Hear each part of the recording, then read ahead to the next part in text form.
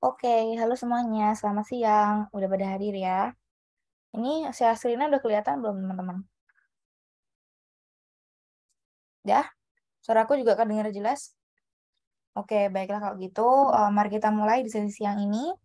Jadi tadi pagi kita udah belajar tentang apa itu electromotive force, apa itu sel elektrolisis, sel elektrokimia ya. Nah, sekarang kita akan belajar lebih lanjut tentang sel elektrolisis dan juga sel elektrokimia.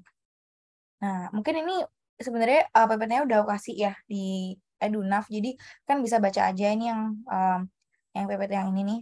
Reaksi redoks dan elektrokimia yang bagian satu ya. Nah, ini kan baca aja tadi sama sih kayak yang tadi aku udah ceritain. Ini tentang reaksi redoksnya. Nah, mungkin ini juga kan baca aja ya. Sel volta, apa beda sel volta dengan sel elektrolisis gitu. Oke, terus mungkin yang penting yang perlu aku highlight aja di sini aku mau meng-highlight aja ya. Jadi, nah, dalam suatu sel volta kita ada yang disebut sebagai suatu notasi sel gitu. Notasi sel itu adalah suatu cara sederhana untuk menuliskan atau menjelaskan baterai atau juga sel elektrokimia. Jadi misalnya kita punya reaksi Cu dan Zn yang kayak tadi udah kita pelajari ya. Kita dalam menggambarkan reaksi baterai dalam baterai CuZn ini kita punya dua buah kompartemen ya, kita anggap dua kompartemen. Ada yang kompartemen kiri, ada yang kompartemen kanan. Untuk kompartemen kiri itu menggambarkan spesi yang berada di anoda. Kalau yang kanan ini menggambarkan spesi yang berada di katoda. Yang di anoda berarti terjadi reaksi oksidasi, yang di katoda terjadi reaksi reduksi. Oke. Nah, cara kita menggambarkan dalam notasi sel itu adalah kayak ini, teman-teman. Jadi, kita lakukan pemisahan dengan satu bar dan juga dua bar. Kalau ada dua bar kayak gini tuh menandakan pemisahan antara anoda dan katoda. Dan dua bar ini tuh menandakan adanya suatu jembatan garam, ya. Gitu. Dia memisahkan antara anoda dan katoda. Kemudian untuk yang satu bar ini tuh memisahkan antara fasa yang berbeda. Misalnya solid dengan liquid, liquid dengan gas, solid dengan gas gitu. Kita pisahkan dengan satu bar ini. Tapi dia harus ada dalam satu elektroda yang sama. Nah, terus dalam menggambarkannya gimana? Kan tulis aja. Kita tulis dari arah pergerakan elektron. Jadi yang paling kaya akan elektron, kemudian kita elektronnya itu akan ini ya dilepaskan ya jadi Zn2+. Lalu elektron itu akan ditangkap oleh spesi Cu2+. Dan Cu2+ ini akan menjadi Cu. Kayak gitu. Kebayang nggak jadi? Jadi itu dari kiri ke kanan itu adalah merupakan arah aliran elektron. Elektronnya pertama bergerak dari Zn, kemudian Zn menjadi Zn2+ karena melepas elektron, lalu elektronnya akan ditangkap oleh Cu2+. Dan Cu2+-nya akan menjadi Cu gitu. Nah, terus juga kalian jangan lupa tuliskan fasanya. Apakah dia solid, liquid, gas, atau aqueous gitu ya. Terus jangan lupa juga apabila dia adalah sel konsentrasi, kita perlu tuliskan konsentrasinya. Misalnya di konsentrasinya 1 molar, 0,5 molar, 2 molar, tulis semua di sini. Gitu. Udah sih, itu aja. Nah, terus kalau misalnya kan ini kan kita gambarnya karena elektrodanya itu adalah elektroda logam ya, jadi kita gambarnya kayak gini. Biasanya sih yang berupa solid-solid itu berupa elektroda. Tapi kalau misalnya dia merupakan suatu gas ya elektrodanya ya. Misalnya H2, ya kita gambarkan kayak gini nih. Yang di sebelah paling kiri ini adalah PT H2 1 ATM. Tandanya adalah kita punya elektroda PT yang merupakan elektroda inert, kemudian di dalamnya juga diisi oleh adanya suatu gas H2 sebanyak 1 ATM. Nanti H2-nya ini akan mengalami ini ya oksidasi menjadi H+ sebanyak 1 molar. Dipisahkan oleh jembatan garam gitu. Nah, kapan kita menggambarkan yang kayak gini? Bisa banyak ya. Salah satu contohnya adalah ketika kita menggambarkan suatu elektroda hidrogen standar atau standar hidrogen elektrod ini SHE ya, She. Nah, misalnya kita punya elektroda hidrogen standar untuk Ag+ ya. Kita bisa gambarnya kayak gini berarti. PT, H2 1 ATM. Ini karena PT sama H2-nya ini satu elektroda ya. Lalu dia akan berubah menjadi H+ sebanyak 0,01 molar dan juga dipisahkan oleh jembatan garam. Ag+ jenuh menjadi Ag gitu. Oke, nah udah sih itu tadi, itu notasi sel. Kemudian ini banyak, banyak, banyak ya contoh-contohnya ya. Misalnya contoh gambarkan notasi selnya gitu. Terus suruh ngitung gitu. Bisa sih. Udah ini dibaca aja. Aku sangat menyarankan kalian baca sih teman-teman jadi tahu. Nah, mungkin tadi ada yang bingung ya, kapan sih kita memprediksikan reaksi itu akan mengalami reduksi atau dia mengalami oksidasi? Oke, jadi mindset yang pertama harus kalian ketahui adalah reaksi reduksi itu harus berjalan menggunakan 2 buah reaktan minimal. Jadi reaksi itu resepropal, kayak ada yang berperan sebagai reduktor, ada yang berperan sebagai oksidator, ada yang mengalami oksidasi, ada yang mengalami reduksi. Maka dari itu kita minimal punya 2 buah reaktan. Nah, kapan kita menentukan dia mengalami reduksi atau oksidasi? Kita lihat nilai potensial reduksi standarnya. Karena namanya juga potensial reduksi standar, maka kita pilih kalau misalnya potensial reduksi standarnya itu lebih besar, berarti dia akan cenderung mengalami reduksi. Kalau misalnya dia potensial reduksi standar itu lebih kecil dibandingkan yang temannya, berarti dia akan cenderung mengalami oksidasi. Misalnya nih, aku punya suatu reaksi antara Cl2 gas dengan oksigen. Siapa yang akan mengalami oksidasi, siapa yang mengalami reduksi? Tentu saja Cl2 akan mengalami reduksi, sedangkan oksigennya akan mengalami oksidasi. Gitu. Oke nggak? Gitu ya teman-teman. Atau di sini yang mengalami oksidasi berarti H2O-nya. Kita punya Cl2 dan juga H2O. Nah, gitu. Atau mungkin yang lebih jelas lagi, misalnya Ag+, Ag dan juga Fe. Siapa yang mengalami reduksi, siapa yang oksidasi? Yang reduksi tentunya yang punya enol reduksi standar yang lebih besar, yaitu si Ag ya. Jadi Ag-nya akan mengalami reduksi dari Ag+ tambah elektron menjadi Ag, sedangkan yang Fe-nya ini akan mengalami oksidasi dari Fe2+ menjadi Fe3+ tambah elektron gitu. Jadi kebalikan dari reaksi ini. Gitu. Jangan bingung ya teman-teman. Gitu. Terus apalagi kalau misalnya reaksinya antara yang enol reduksinya itu positif dengan yang enol reduksinya negatif. Udah jelas tuh. Yang enol reduksinya negatif ini akan mengalami oksidasi, sedangkan yang enol reduksinya positif ini akan mengalami reduksi. Misalnya aku punya Cu dan juga Zn kayak tadi ya. Cu-nya kan yang reduksi, Zn-nya yang oksidasi gitu. Jadi Zn menjadi Zn2+ sama 2 elektron. Jadi kebalikannya dari reaksi ini ya. Yang ini reaktannya, yang ini produknya gitu kalau saya dalam satu reaksi kimianya. Gitu ya teman-teman. Oke, gitu deh pokoknya. Nah, udah sih itu aja sih yang perlu kalian ketahui banget. Dan terus ya ini dibaca aja. Nah, kita bisa mengetahui spontanitas reaksi redoks dari nilai enol selnya. Ingat ya, enol sel itu adalah enol untuk reaksi keseluruhan. Terdiri dari enol reduksi dan juga enol oksidasinya. Gimana kita tahunya? Kita enol sel itu kita hitung dari enol reduksi dari spesies yang tereduksi dikurangi enol reduksi dari spesies yang teroksidasi. Gitu. Gitu ya. Oke. Kalau misalnya enol selnya itu adalah positif, berarti dia adalah reaksi yang spontan. Kalau misalnya kita punya suatu reaksi spontan ini, berarti kalau misalnya kita balik reaksinya, jadi 2Ag menjadi ditambah Ni2+ menjadi 2Ag+ tambah Ni, reaksinya akan tidak spontan. Tapi yang spontannya adalah reaksi yang ini. Reaksi sebaliknya tidak spontan, gitu ya. Oke, terus udah sih ini.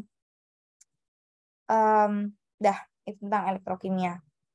Itu yang perlu kalian ketahui ya. Terus kita coba buka yang lain.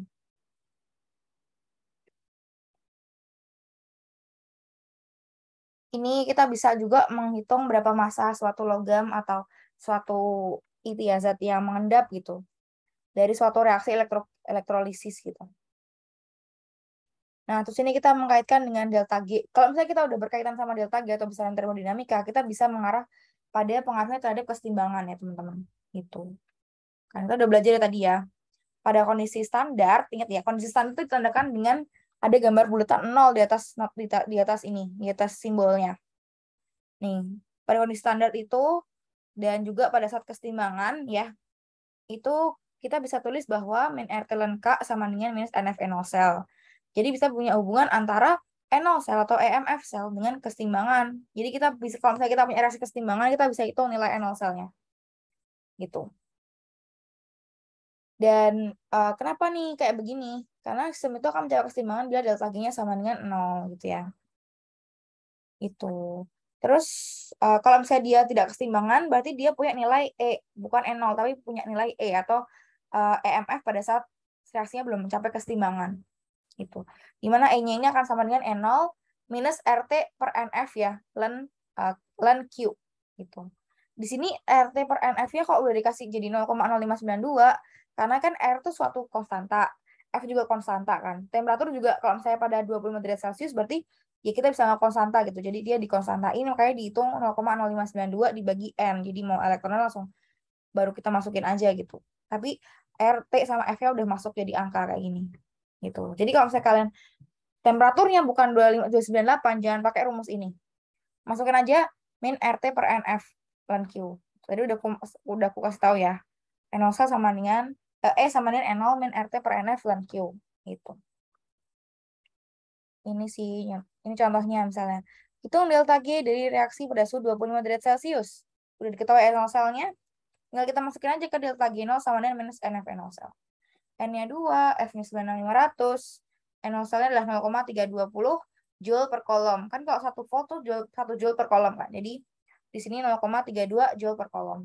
Berapa? Jadinya minus 61,8 kali 10⁻³ Joule. Atau minus 61,8 kilojoule. Ya, ini jangan lupa kasih minusnya. Itu. Nah, terus kalau saya ini kan punya notasi sel kayak gini, berarti reaksinya adalah Zn jadi Zn2+, dan Ag+ menjadi Ag gitu. Reaksi redoksnya kayak gitu. Kan bisa hitung nilainya ya. Berapa banyak perak yang dihasilkan? Kita bisa hitung pakai IT per F sama dengan mol elektron gitu.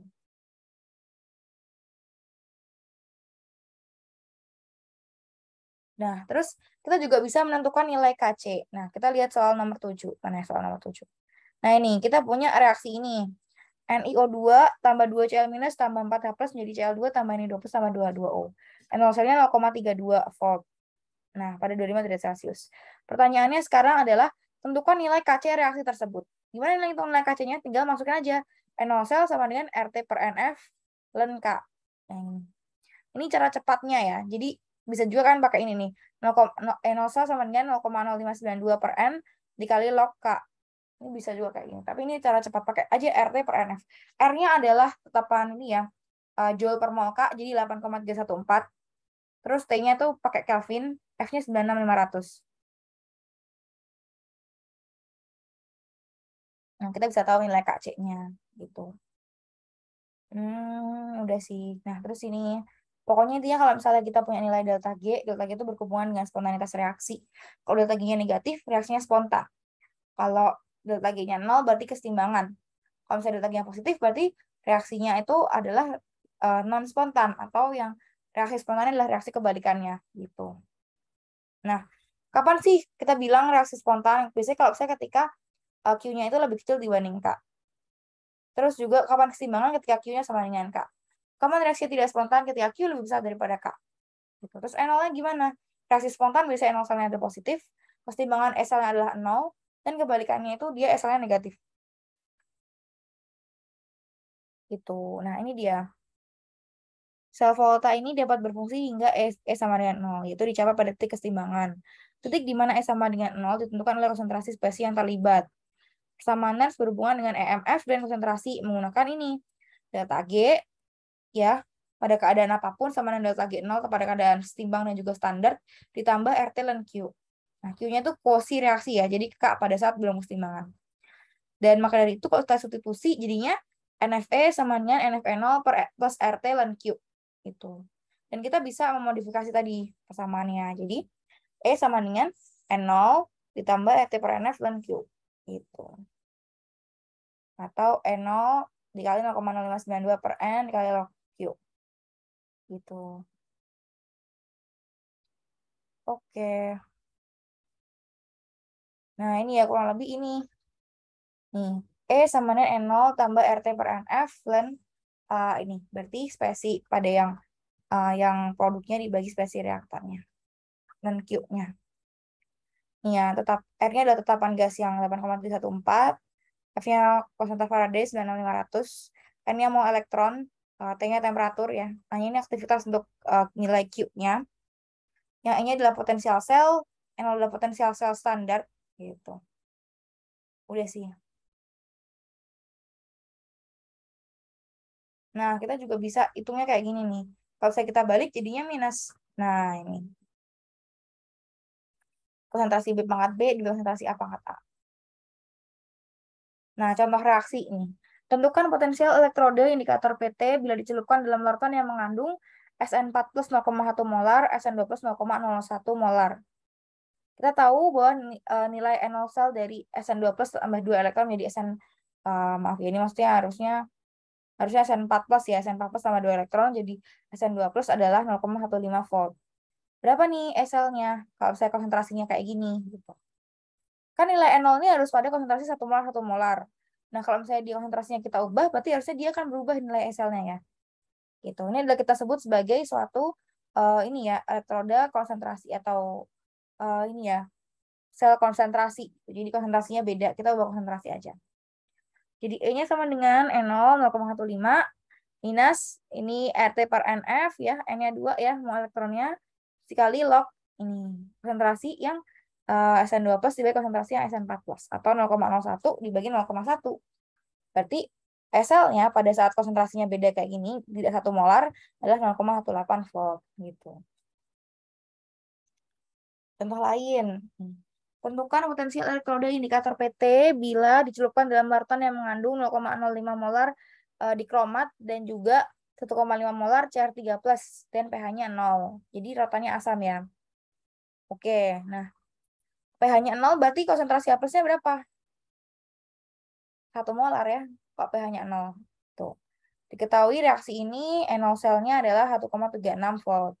Berarti gimana ngitungnya? E sama dengan N0 min RT per NF, mol elektronnya adalah 6 ya, terus dia adalah log konsentrasi Cr3 plus kuadrat dibagi konsentrasi Cr2O7 2 min dikali konsentrasi H plus pangkat 14. Gitu. Nah, ini harusnya 2 ya di sini ya, 2 Cr3 plus. Nah, masukinlah berarti nilai E sama dengan 1,36 dikurangi ini dikali ini.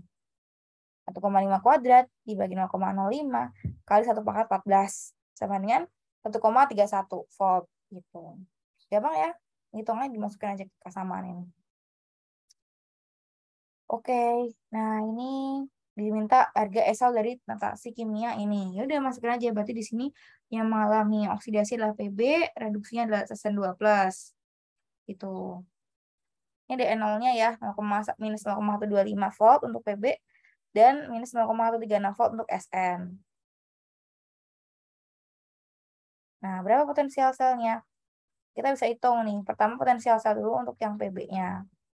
Karena konsentrasinya beda ya, kita pakai untuk Pb-nya dulu. Berarti E sama dengan minus 0,125 min RT per NF, mol elektronnya 2, log 1 per 0,01. Kemudian minus 0,184. Terus yang Sn-nya kita hitung juga. Dapatnya minus 0,1124. Berarti SL-nya sama dengan yang mengalami reduksi dikurangi oksidasi. Berarti yang minus 0,124 dikurangi minus 0,184 sama dengan plus 0,0597 volt gitu. Udah sih ini aja. Kalau saya reaksi keseimbangan makin kompleks ya masukin aja dalam persamaan K-nya gitu. Ini juga. Nah, bisa dilihat aja nih. Hitunglah hasil kali kelarutan AgCl dari data sel standar. Kita cari tahu dulu nih nilai anol reduksi dari Ag plus menjadi Ag, terus sama Ag menjadi Ag plus tambah elektron. Ini kan berarti minusnya. Kita juga harus cari tahu dulu nih kalau misalnya dia berupa AgCl tambah elektron menjadi Ag solid tambah Cl minus itu berapa enolnya. Nah, kemudian kita hitung gitu. Kita hitungnya gimana? Ini kita masukkan aja nilainya ya. Jadi kita tahu bahwa untuk enol cell ini KSP-nya adalah Ag plus kali Cl minus, berarti log KSP-nya sama dengan. Jadi ya, nih, minus 0,577 dibagi 0,0592. Sama dengan minus 9,75. Berarti KSP-nya tinggal 10 pangkat minus 9,75. Yaitu 1,8 ke 9 minus 10. Itu. Nah, kita lihat dari sini nih. Untuk sel yang Ag plus Ag jadi Cl minus itu adalah minus 0,7577. Sedangkan untuk yang AgCl menjadi Ag itu adalah plus 0,577. Gitu. Ya, ini. Itu juga sama sih. Mungkin langsung aja coba latihan soal ya. Karena ya. Ini teori semua sih yang ke bawah-bawah ini. Nah, ini teori dibaca aja ya, teman-teman. Aku menyarankan kalian buat membacanya sih. Jadi, mungkin setelah ujian kalian baca juga nggak apa-apa buat belajar. Itu, bentar nih aku stop recording dulu.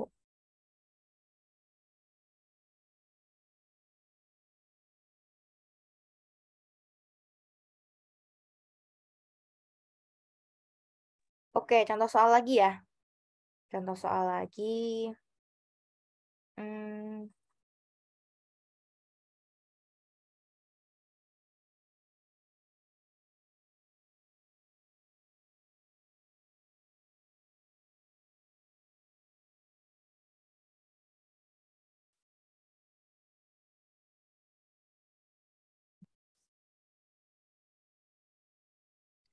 yang mana ya? Bentar ya.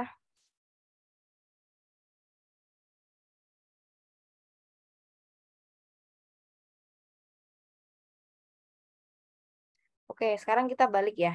Jadi, sekarang yang diminta adalah tentukan E0 AgCl Ag dari AgCl jenuh. Ini dia. Nah, terus KSP-nya diketahui perbandingan yang ini, soal nomor 24. 1,67 kali 10 pangkat min 10.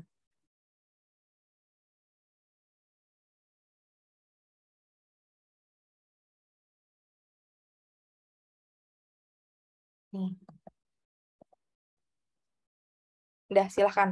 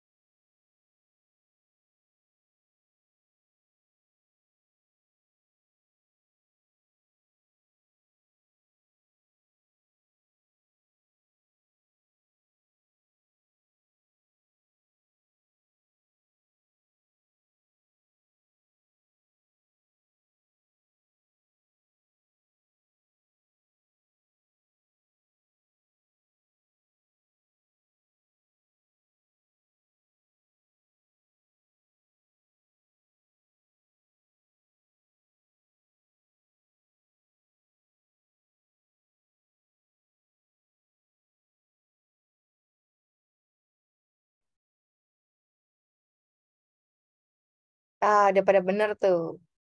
Pada benar, pada benar. Oke, jadi, nah kita balik sekarang.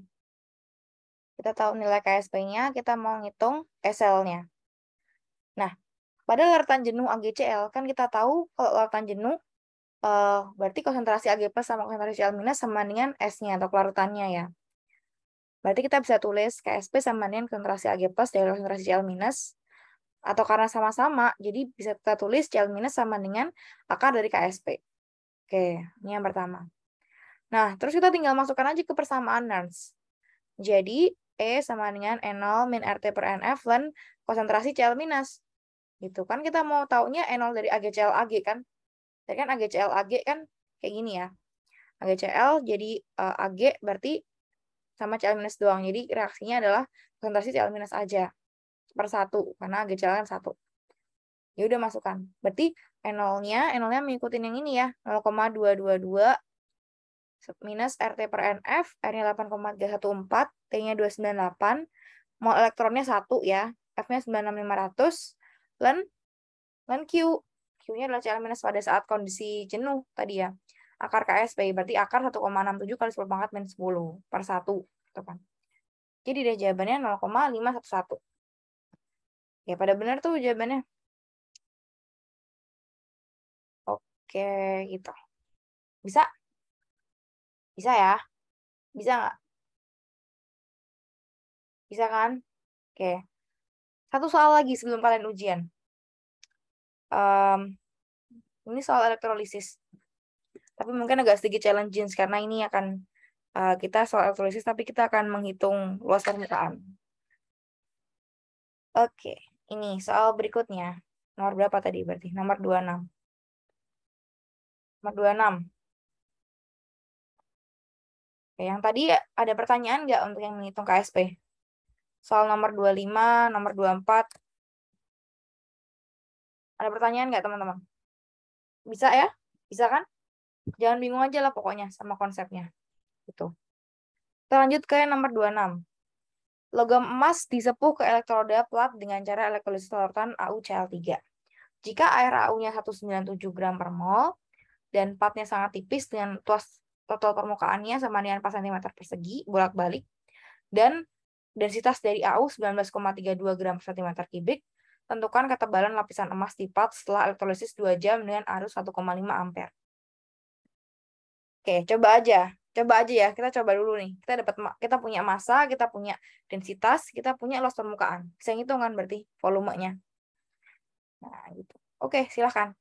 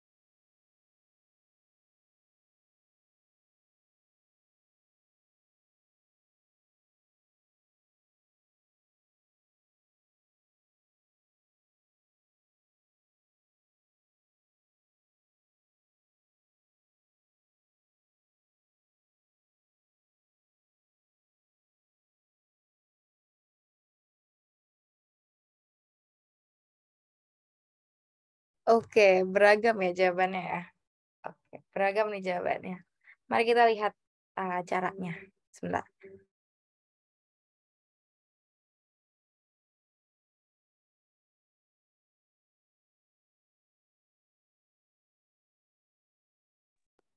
Kita lihat dulu reaksi yang terjadi adalah AU3 plus jadi AU. Berarti elektronnya ada 3 ya. Sesal banding 3 perbandingan antara AU dan mol elektron. Kita punya mol elektron sama dengan IT per F. I-nya 1,5, waktunya 2 kali 3600 second. Terus F-nya pakai 96500 atau 96485 juga sama sih harusnya hasilnya. Berarti kita dapatkan mol AU-nya 0,0373 mol. Kita punya mol AU, sekarang kita hitung massa AU-nya. Massa AU sama dengan mol AU dikali AR-nya. Jadi 0,0373 dikali 197 gram per mol. Sama dengan 7,3481 gram. Nah, terus kemudian kita tinggal hitung volume dari si AU-nya. Volume AU dikali rho AU sama dengan masanya ya, 7,3481 gram. Berarti gimana nih? Volume AU dikali rho AU sama dengan sekian sama dengan 7,3481. Volume itu kita bisa dapatkan dari ini ya, dari tingginya dikali atas permukaannya kan. Berarti kita bisa hitung 7,3481 gram itu sama dengan H atau tingginya dikali A-nya, dikali luas permukaannya, terus dikali juga sama rho-nya. Itu. Nah, udah masukin berarti tingginya sama dengan 7,3481 gram dibagi rho-nya 19,32 gram per cm kubik dikali 4 cm persegi. Berarti tinggal dihitung sama dengan 0,095 cm.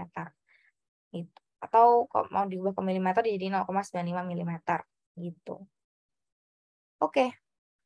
Ada pertanyaan nggak teman-teman sampai sini tentang elektrokimia dan sel elektrolisis? Ujiannya nanti jam ini ya, 3.30 ya teman-teman. Jadi kalian ini udah bisa istirahat sih sebenarnya. Tapi kalau misalnya ada pertanyaan boleh disampaikan ke aku, silahkan. Ada pertanyaan?